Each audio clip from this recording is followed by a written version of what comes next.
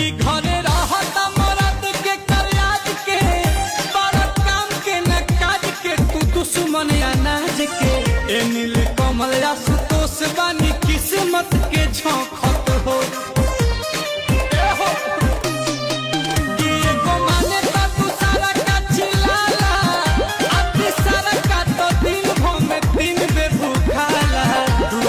कहे गोला हर तू गाय नहीं खड़ा खत हो